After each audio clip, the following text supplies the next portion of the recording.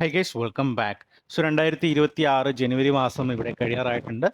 For me personally അത്യാവശ്യം നല്ലൊരു മാസമായിരുന്നു ജനുവരി. അത്യാവശ്യം നല്ല ട്രേഡുകൾ കൺസിഡർ ചെയ്യാൻ വേണ്ടി പറ്റിയിട്ടുണ്ട്. അപ്പോൾ ഈ ഒരു മാസത്തെ verified P and link video ഡിസ്ക്രിപ്ഷനിൽ ഞാൻ കൊടുത്തിട്ടുണ്ട്. അപ്പോൾ ഈ ഒരു വീഡിയോയിൽ ഞാൻ എൻ്റെ പി ആൻഡ് എൽ മാത്രമല്ല ഷെയർ ചെയ്യുന്നത്, എൻ്റെ ഒരു മാസ്റ്റർ പ്ലാൻ ഞാൻ മുൻപ് ഷെയർ ചെയ്തൊരു കാര്യമാണ്. അപ്പോൾ ഞാൻ ഒന്നുകൂടി ഞാനത് ഷെയർ ചെയ്യുവാണ്. എങ്ങനെയാണ് എൻ്റെ ഒരു പ്ലാൻ തയ്യാറാക്കുന്നത്, എങ്ങനെയാണ് ഞാൻ ട്രേഡുകൾ കൺസിഡർ ചെയ്യുന്നത്, അല്ലെങ്കിൽ എൻ്റെ ഒരു ട്രേഡിങ്ങിൻ്റെ ഒരു അടിത്തറ എന്താണെന്നുള്ളത് ഞാൻ ജസ്റ്റ് ഒന്ന് എക്സ്പ്ലെയിൻ ചെയ്യാം. അപ്പോൾ അതിന് മുൻപ് ഞാൻ എടുത്ത ട്രേഡുകൾ, എനിക്കൊന്ന് കുറച്ച് ട്രേഡുകൾ ഞാൻ എടുത്ത റീസൺസ് ഒക്കെ ലാസ്റ്റ് വീഡിയോസിൽ ഞാൻ എക്സ്പ്ലെയിൻ ചെയ്തിട്ടുണ്ട്. അതിനുശേഷം എടുത്ത ഒരു മെയിൻ ട്രേഡിൻ്റെ എടുത്ത ഒരു ട്രേഡ് ജസ്റ്റ് ഒന്ന് പറയാം. അതിൽ മന്ത്ലി എക്സ്പയറി 27-ാം തീയതി ചൊവ്വാഴ്ച എടുത്ത ബാങ്ക് നിഫ്റ്റിയിൽ എടുത്ത ഒരു ട്രേഡ്. അപ്പോൾ അന്നത്തെ കഴിഞ്ഞത് മുമ്പത്തെ ദിവസം നോക്കുവാണെങ്കിൽ ഒരു നെഗറ്റീവ് ട്രെൻഡ് ആയിരുന്നു. പക്ഷേ അന്ന് ആക്ച്വലി ഞാൻ ട്രേഡ് എടുത്തിരുന്നത് ഏകദേശം ഈ ഒരു പോയിന്റിൽ നിന്ന് ബൈ എൻട്രി ആണ് എടുത്തിരുന്നത്.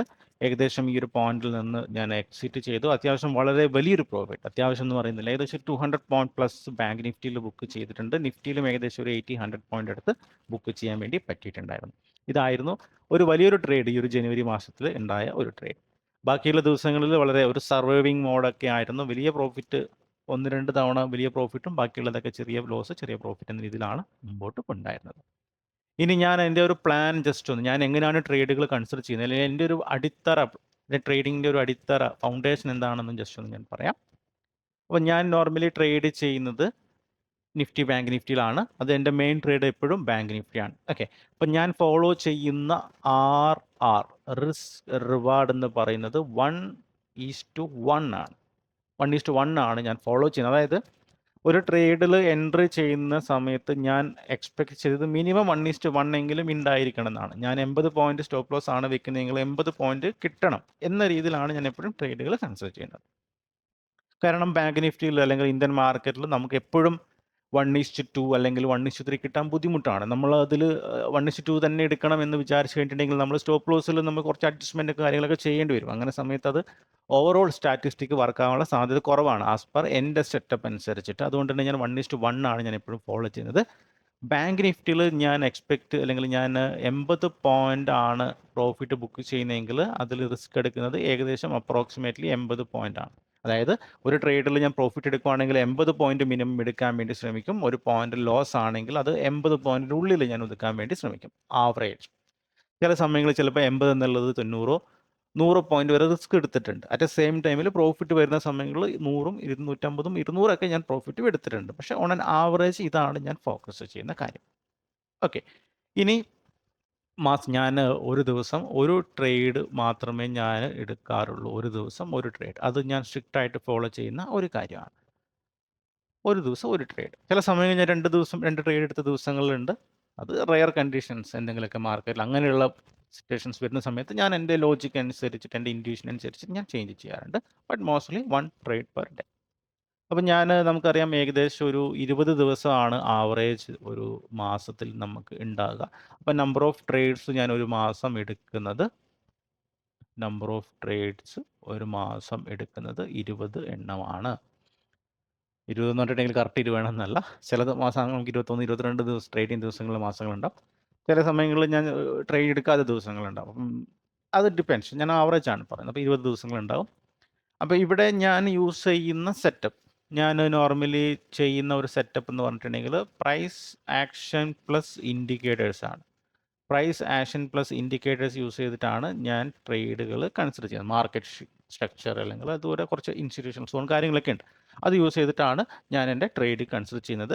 അപ്പം എൻ്റെ ഈ ഒരു സെറ്റപ്പ് അനുസരിച്ചിട്ട്, എൻ്റെ ഡിസിപ്ലിൻ അനുസരിച്ചിട്ട്, എൻ്റെ എക്സ്പീരിയൻസ് അനുസരിച്ചിട്ട് മിനിമം എനിക്ക് 60% അക്യുറസി എപ്പോഴും മാർക്കറ്റിൽ ജനറേറ്റ് ചെയ്യാൻ വേണ്ടി പറ്റാറുണ്ട്. ഈവൻ അതൊരു സൈഡ് വേസ് മാർക്കറ്റ് ആണെങ്കിൽ ശരി, ഈവൻ ട്രെൻഡി മാർക്കറ്റ് ആണെങ്കിൽ ശരി, ചോപ്പി മാർക്കറ്റ് ആണെങ്കിൽ ഒരു 60% മിനിമം അക്യുറസി എപ്പോഴും ജനറേറ്റ് ചെയ്യാൻ വേണ്ടി പറ്റാറുണ്ട്. കാരണം 60% എന്ന് പറഞ്ഞിട്ടുണ്ടെങ്കിൽ വളരെ വലിയ അക്യുറസിയാണ് അല്ലേ, ലോങ് ടേമിൽ വളരെ വലിയ ഹൈ അക്യുറസിയാണ്. അപ്പം എനിക്കിത് എന്തുകൊണ്ട് ജനറേറ്റ് ചെയ്യാൻ വേണ്ടി പറ്റുന്നു എന്ന് ചോദിച്ചിട്ടുണ്ടെങ്കിൽ ഞാൻ ഫോളോ ചെയ്യുന്ന റിസ്ക് റിവാർഡ് 1:1 ആണ്. അതുകൊണ്ട് തന്നെ അവിടെ അക്യുറസി കുറച്ച് കൂടുതലായിരിക്കും. അപ്പോൾ പല ആൾക്കാരും ഒരു കൺഫ്യൂഷൻ, 60% അക്യുറസി വളരെ കുറവല്ലേ? ആക്ച്വലി അല്ല. അത് നമ്മൾ ലോങ് ടേമിൽ ചിന്തിക്കുന്ന സമയത്ത് 60% എന്ന് പറയുന്നത് വളരെ വലിയ അക്യുറസിയാണ്. ഓക്കെ, അപ്പോൾ ഇത് മിനിമം എനിക്ക് കിട്ടാറുണ്ട്. അപ്പോൾ അങ്ങനെ വരുന്ന സിറ്റുവേഷനിൽ എൻ്റെ എക്സ്പെക്റ്റഡ് ലോസ് എന്ന് പറഞ്ഞിട്ടുണ്ടെങ്കിൽ 60% അക്യുറസിയിൽ നമുക്കറിയാം ബാക്കി 40% ലോസാണ്. അപ്പോൾ ഞാൻ 20 ട്രേഡ് എടുക്കുകയാണെങ്കിൽ എൻ്റെ എക്സ്പെക്റ്റഡ് ലോസ് എന്ന് പറഞ്ഞിട്ടുണ്ടെങ്കിൽ 8 ട്രേഡ്സ് നഷ്ടം വരാം. സ്റ്റാറ്റിസ്റ്റിക്കലി 8 ട്രേഡുകൾ നഷ്ടം വരാം. അപ്പം ഞാൻ എന്താണ് എൻ്റെ പ്ലാൻ എന്ന് പറഞ്ഞിട്ടുണ്ടെങ്കിൽ ഈ ഒരു 8 ട്രേഡ് ഞാൻ ഒരു മാസം എക്സ്പെക്റ്റ് ചെയ്യും. 8 ട്രേഡ് നഷ്ടം ഞാൻ ഒരു മാസം എക്സ്പെക്റ്റ് ചെയ്യും. ആ ഒരു 8 ട്രേഡ് ചിലപ്പം ഇടവിട്ട് വരാം, അല്ലെങ്കിൽ കണ്ടിന്യൂസ്ലി 8 ട്രേഡ് നഷ്ടം വരാം എന്ന രീതിയിലാണ് എൻ്റെ മൈൻഡ് സെറ്റ് തയ്യാറാക്കിയിരിക്കുന്നത്. അതായത് ഇനി ഞാൻ ഫെബ്രുവരിയിൽ ട്രേഡ് എടുക്കുന്ന സമയത്ത് ചിലപ്പം എനിക്ക് ഫെബ്രുവരി 1 മുതൽ ഫസ്റ്റ് വീക്ക് അല്ലെങ്കിൽ 2 വീക്കിനുള്ളിൽ കണ്ടിന്യൂസ്ലി 8 ലോസ് നഷ്ടം വരാം. അത് ഓൾറെഡി പ്ലാൻഡ് ആണ്, അങ്ങനെ വരാം എന്ന രീതിയിലാണ് ഞാൻ എൻ്റെ മൈൻഡ് സെറ്റ് തയ്യാറാക്കിയിരിക്കുന്നത്. അതുകൊണ്ട് തന്നെ ഈ ഒരു 8 ട്രേഡ് കണ്ടിന്യൂസ്ലി നഷ്ടം വരുവാണെങ്കിൽ എത്ര എമൗണ്ട് നഷ്ടം വരും, അങ്ങനെ നഷ്ടം വരുവാണെങ്കിൽ എൻ്റെ ഒരു ബാക്കപ്പ് ക്യാപിറ്റൽ ഉണ്ടോ, അങ്ങനെയുള്ള കാര്യങ്ങളൊക്കെ ഞാൻ എന്താണ് ഓൾറെഡി സെറ്റ് ചെയ്ത് വെച്ചിട്ടുണ്ട്. 8 ട്രേഡ് നഷ്ടം വന്നിട്ടുണ്ടെങ്കിൽ എത്ര എമൗണ്ട് നഷ്ടം വരുന്ന പ്ലാൻ ഉണ്ട്. അത് ഓൾറെഡി ബാക്കപ്പ് ക്യാപിറ്റൽ ഉണ്ട്. അത് ഇൻ കേസ് 8 ട്രേഡ് നഷ്ടം വരുവാണെങ്കിൽ ഞാൻ ആ ഒരു ബാക്കപ്പ് ക്യാപിറ്റൽ യൂസ് ചെയ്ത് വീണ്ടും ഫില്ലപ്പ് ചെയ്യും എൻ്റെ ട്രേഡിംഗ് ക്യാപിറ്റൽ. അത് പ്ലാൻഡ് ആണ്. അറ്റ് ദ സെയിം ടൈമിൽ നമുക്കറിയാം ഇപ്പോൾ 3 ട്രേഡ് 3 4 ട്രേഡ് ലോസ്